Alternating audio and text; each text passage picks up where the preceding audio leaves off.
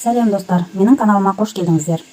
Бүгінгі сабақта осындай 2-3 жасқа келетін кардиган тоқып үйренеміз. Бұл кардиганды тоқу барысында еш қиыны жоқ, үлкен адамға да тоқып үйренесіздер. Қалай тоқу керек екенін ұғасыздар.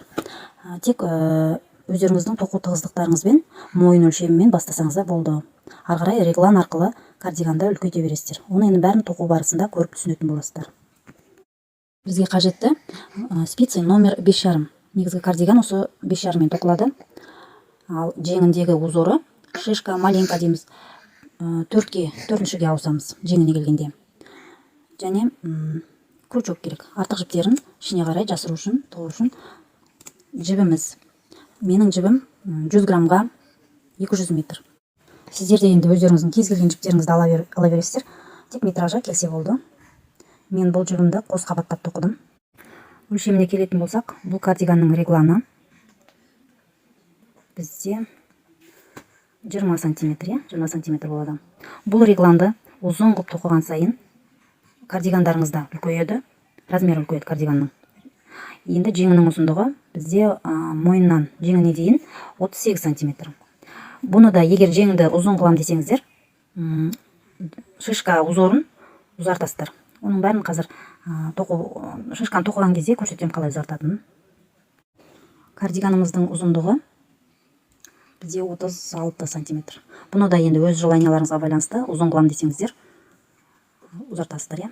Бұл кардиган негізі мына жерде түймелер болу керек. Мен пока түйме салған жоқпын. Түйме тағатын тесіктерін қалдырдым. Кейін түйме тағам. Кардиганымның өзі кеудесі менде 32, 33. Кардиган тоқымас бұрын кішкене образец жасап тоқып алыңыздар. Тығыздықтарыңызды есептеп. Менің 2 петлям 1,5 сантиметр болды. 4 петляны мен 3 сантиметр деп округлить еттім. Сонда 40 петлям менің 30 сантиметр болды. Маған керегі осы 30 сантиметр. Баланың өзінің мойын өлшемі 30 сантиметр. Енді қараңыздар, 40 петлянға мен тағда 5 петля жиегі деп қостым. Жиегі дегеніміз манжет дейміз, мына түйме қадайтын жеріміз. Негізі манжетті мына сияқты резинка қылып тоқсаңыздар өте әдемі болып шығады. Енді 5 петля манжеті деп қостым. Ол манжет екі жағында болады. Кардиганның екі жағында болады. Сонда 10 петля болды. 40 петляға 10 петлян қостым. Общий менде сонда мойныма мен 50 петлядан бастаймын. Общий бізде кардиганға 50 петля аламыз. Оның 5 петлясы екі жағындағы манжет. Алдына түйме қадайтын манжетіне 5 петлядан 10 петля кетеді. Сонда мен негізгім 40 петля. 40 петляны енді бөлеміз. 4 петля регланға кетеді. 4 жағындағы, яғни 4 жағындағы петляға, регланға 4 петля кетеді, бір петлядан. Сонда бізде 36 петля қалады. Енді осы 36 петляны біз екі қолына, алдына, артына бөлуіміз керек. Сонда 9 петлядан шығады каждыйына, Екі қолына 9 петлядан болады. Артына, алдына 8 петля, бір петляны біз артына қоямыз. 10 петля қыламыз арт жағын. Алды 8 петля болады. 4-4-тен екі жағына бөліну үшін алдын 8 петля қылдым, арт жағын 10 петля қылдым. Бір петляны артына жібереміз, 5 петля манжетіміз бар. 4 петля өзі полочкаға жіберетін 4 петлямыз бар. Сонда екі қолы 9-дан, арты 10 петля, алдына 9-9-дан 18 петля. Спицаға міне 50 петлямызды дізіп алдық. Енді осы петлялардың бәрін 10 ғана тоқимыз. Кардиганымыздың жиегі біркелкі әдемі дүзет шығу үшін бірінші петляны іліп аламыз тоқымай, және бүйтіп накид дейміз, бір накид аламыз. Ары қарай оң тоқи береміз. Енді аяғына келгенде жәнегі накидімізді қалай тоқимыз? Жәнегі іліп алған накидімізді келесі петлямен біріктіріп, бүйтіп накидті іліп аламыз. Сонда мына жиегі біркелкі әдемі шығады. Қайтадан жұмысымызды айландырған кезде біріншін тоқымай іліп аламыз да, қосымша тағда накид ілеміз. Ары қарай осылай оң тоқи бересіздер. Міне қараңыздар, мына сияқты жолдан 1, 2, 3, 4 жол шыққанша тоқып шығамыз. Ары қарай енді мына регланымызды шығарамыз. Ол үшін қараңыздар, жәнегі 5 петля манжет дегеніміз бар. 5 петля манжетімізді тоқып алайық бірінші.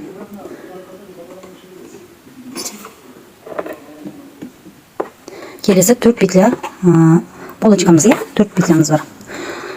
Тағы да 4 петля тоқимыз. Енді 1 петля регланға кетеді. Реглан. Бұл 1 петля регланды өзіміз шатасып қалмас үшін мына сияқты любой бір басқа түсті жіппен белгілеп алайық бір петлямызды. Бұл реглан болады. Осы регланның екі жағына енді біз накид аламыз. Міне жіпті осылай іліп аламыз. Регланды теріс тоқимыз. Кардиганның оң жағында реглан үнемі теріс тоқылады. Екінші жағынан накид аламыз. Енді міне 9 петля жеңіне, қолына кетеді. 9 петля қолы болады.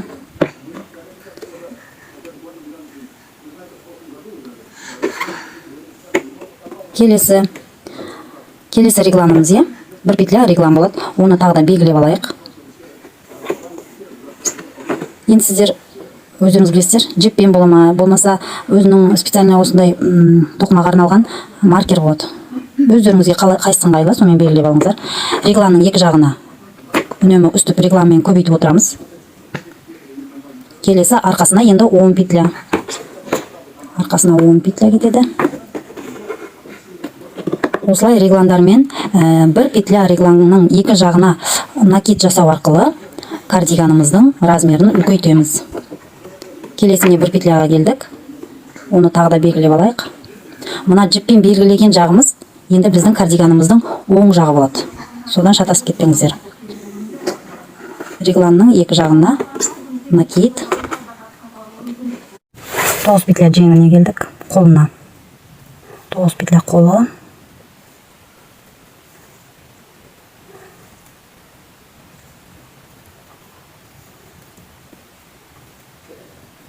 Келесі бір петля реглан. Регланның екі жағына накид. Накидті ұмытпайсыздар. Накид. Реглан теріс. Накид. Енді 4 петлямыз. 4 петля. Келесі 5 петля. Бұл 5 петляны резинка алып тоқсаңыздар, бір оң бір теріс, бір оң бір теріс деп. Тіптен әдемі шығады кардигандарыңыз. Регланымызды шығардық. Енді түймеге қалай түйме тағатын тесігін тоқимыз. 2 петля тоқып аламыз. 2 петляны біріктіріп тоқимыз. Және бір накид аламыз. Ары қарай кардиганымызды оны тоқимыз. Міне накидке келдік. Және іліп алған накидіміз регланның екі шеті. 1 петля регланымыз. Кардиганның теріс жағы, яғни үш жағы барлық петля оң тоқылады. Міне түйме тағатын тесігін жасағанда, екінші жағында біз жәнегі іліп алған накидті, іліп алған накидіміз, бұлайна оң тоқимыз. Чтобы тесігі үлкен болып осылай көрініп тұру үшін оң іліп аламыз. Болды, қалғанын ары қарай оң тоқи береміз. Кардиганның мынандай жіп тұрған жағы, кардиганның оң жағы, теріс жағында жәнегі регланымыз мына сияқты оң болып көрініп тұрады. 4 регланға накид арқылы, петля қосу арқылы көбейтеміз. Енді өзімізге керекті регланымызды тоқып алайық. Міне қараңыздар, менің кардиганым. Мына жерден біз тағы да түймеге мына сияқты тесігін жасауымыз керек. Түйме тағып, Міне мынау біздің кардиганымыздың оң жағы. Міне мына жерде жіп тұр, ол біздің оң жағымыз. Ал кардиганның теріс жағында мына сияқты реглан оң болып көрініп тұрады. Енді мына сияқты біз тағы да келесі түйме тағатын тесігін жасаймыз. Ол үшін мен мына сияқты 10 жолақ тоқыдым. Жол дейміз, жолақ дейміз, енді қалай удобно сіздерге. Түйме тағатын тесігін шығарамыз. 2 петля біріктіреміз, накид, ары қарай оң тоқып кетеміз. Осылай каждый 10 жолдан кейін түйме тағатын тесік тоқып отырамыз. Міне мен 20 жол тоқып алдым. 20 жолдан кейін мынандай жіпке қолдарын екі жағына жинап алдым. Жіпке өткізіп алдым. Ал кеудесін өзін осылай спицаға тізіп алдым. Енді осы спицамен төмен қарай қаншалықты ұзындық керек, сонша тоқисыздар. Бір жақ қолын тоқыдым. Енді екінші жақ қолды қалай тоқитынын көрсетейін сіздерге. Жіпке тізіп алған петлямды қайтадан спицаға өткізіп аламыз. Біз мына сияқты 20 жолдан кейін жіпке тізіп алғанбыз, Тура осылай 4 жол жүреміз. 4 жолымыз 8 қатар ғой, 8 қатар жүріп шығамыз. Сонда мына сияқты 4 жолымыз шығады. Мына жерде өте үлкен тесік қалмау үшін, егер біз былай тоқсақ, мына жерде үлкен тесік болып көрініп қалады. Сол үшін біз былай тоқып келе жатқанда, мына жерден 1-2 көз іліп алуымыз керек. Мына жерден 1-2 көз іліп аламыз. Кейінірек қайтадан ол көздерді қысқарта саламыз. Қолын айландырып тоқып келгеннен кейін, қолтығына келгеннен кейін, мына жерден 2 көз іліп алуымыз керек, Өте үлкен болып ашылып қалмас үшін. 1-2 петля аламыз. 1-2 петля алайық. Мына жерде үлкен болып тесік қалқалмас үшін осылай жасасақ әдемі шығады. Енді қараңыздар, мына жерде уже менің петляларым оң болып тұр. Мына сияқты узор шығу үшін мен енді теріс тоқимын. Мына сияқты узорға келтіру үшін мен енді уже оң емес теріс тоқимын. Толь айландыра теріс тоқып шығамын. Келесі қатарымызда оң тоқылады. Солай кезек-кезек бір қатар оң, бір қатар теріс болып тоқылса, осы кардиганымыздың узоры бұзылмайды. Қазір спицада 43 петля тұр. Маленький узорына бізге 6-ға бөліну керек. Петля санымыз 6-ға бөліну керек. Сол үшін мен мына және қосып алған, қолтығында 2 петля қосып алғанда біріктіріп, бір петляға азайтамын. Сонда менде спицада 42 петля шықты. Узор маленькийға петля санымыз 6-ға бөліну керек. Біз жіпке мына сияқты жолдан 20 жолдан кейін жіпке дізгенбіз, қолымызды. 20 жол дегеніміз 40 қатар. Енді осындай жолдан тағы да 4 жол тоқып алыңыздар. Қолымыз айланып тоқылғандықтан бір қатар оң, бір қатар теріс тоқыңыздар. Сонда мына сияқты узорыңыз осы сияқты болып шығады. Енді мен мына маленький қалай тоқылады, соны көрсетейін. Спицімізді 4-ші номерлі спицаға ауыстырамыз. Маленьканың бірінші қатары 1 оң, 2 теріс. 1 оң, 2 теріс. Бірінші қатар осылай 1 оң, 2 теріс, 1 оң, 2 теріс қып тоқып шығыңыздар. Екінші қатары. Екінші қатарында бірінші оңға 5 петля аламыз. 1 оң, накид, оң, накид, және тағы да оң. Бұның бәрін бір петляға тоқимыз. Бір петляда бізде 5 петля шықты. Енді 2 теріс тоқимыз. 1 оң, 2 теріс. Келесі оңға тағы да 5 петля іліп аламыз. Накид. 2-ші петля іліп аламыз. Накид. 3-ші петля іліп аламыз. 2 теріс. 2 теріс. Оң. 2 теріс. Екінші қатарды осылай қайталап тоқып шығыңыздар. 3-ші қатар. 3-ші қатарда және іліп алған 5 петлямыздың барлығы теріс тоқылады.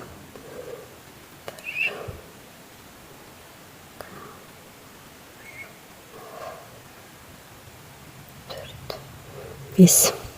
Тағы да 2 петля теріс. Келесі оң. 2 петля теріс. Тағы да 5 петлямыз, 5 петлямызда теріс. 5 петлямыз теріс. 2 петлямыз теріс. Оң.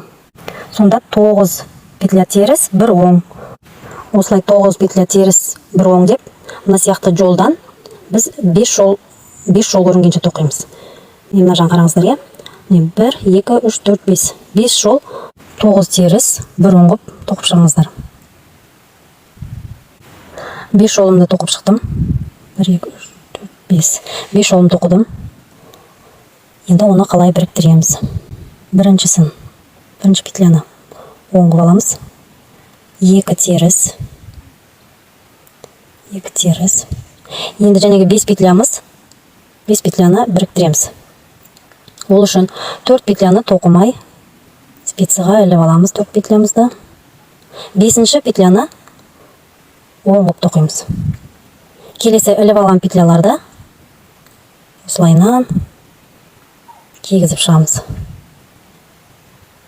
4 петляны осылай кигіздік. Міне. Сонда 5 петлямыз 1 петля болып шықты. Біріктіреміз, Сонда маленькамыз шықты. Келесі 2 петля терісіміз. Теріс тоқимыз. Осылай қатардың соңына дейін қайталай береміз. 2 теріс. 4 петляны тоқымай іліп аламыз. 5-ші петля оң. Және іліп алған петляларымызды қайтадан кигіземіз.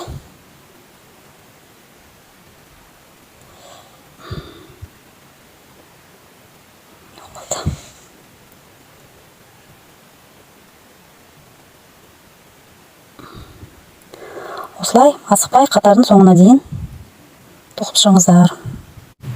4-ші қатарымыз. Мен қарасаңыздар, шишкамыз, маленькамыз уже шығып келе жатыр. Енді мына келе жатқан оң петлямызға 5 петляны енді осында жинаймыз. Оң тоқимыз, накид, екінші оң, накид и оң тоқылады. 2 теріс. Маленькийімізді, маленька узоры шахматный неде, шахматный порядка дейді ғой, солай шығу керек маленькамыз. 2 теріс, 1 оң, 2 теріс.